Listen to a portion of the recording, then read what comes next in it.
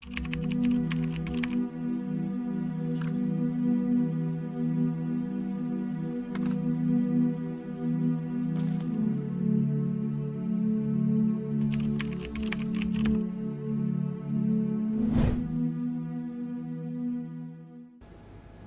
آقای عراقی، آقای چیزی که فوت کرده بود، مرحوم آقای بروجردی، مراجعه کرده بودن از کی تقلید کنی، ایشون معرفی کرده و از آقای ما بود که از ایشون تقلید کنی، چون علتش هم این بود. آقای عراقی هم خیلی از این جهت خیلی به نظرش مهم آمده بود. یک کتاب الصلاتی بود، نمیدونم مال فیض کی، الان یادم رفته، کتاب الصلات، ایشون یک شبه از سر تا سر اون رو حاشیه زده بودن از حفظ. خب این خیلی تزل و چیز میخواد به فقه و اینا. آقای عراقی خیلی اعجاب از این که حضور ذهنی اینجوری راجع به فقه.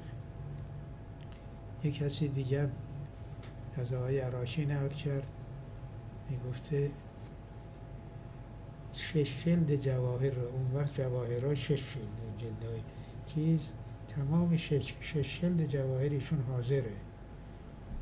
به نظرم خودم شنیدم فقه جواهر رو مثل انگشتر رو که همینجور بچرخونن چجور راحت چیز جواهر در اختیار ایشون هست. و فقه و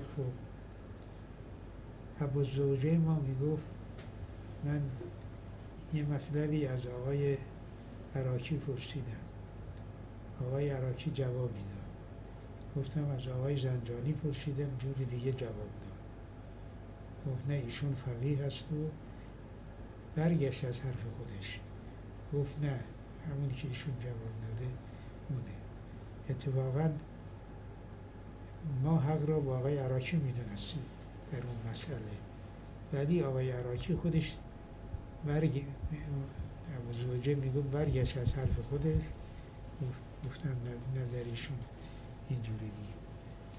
و حضور ذهنی ایشون با ادله همه مسائل مشهور چی میگن، مدرکشون چیه، اشکال اگر داره اشکالش چیه، روایتی اگر داره اینجوره، اعراض مشهور شده، عمل مشهور شده، معارضه با چیزای دیگه، اینا مثل این که الان مطالعه کردن اینجور فقه ایشون حاضر بود در چیز و اصول رو هم پخته بلد بود.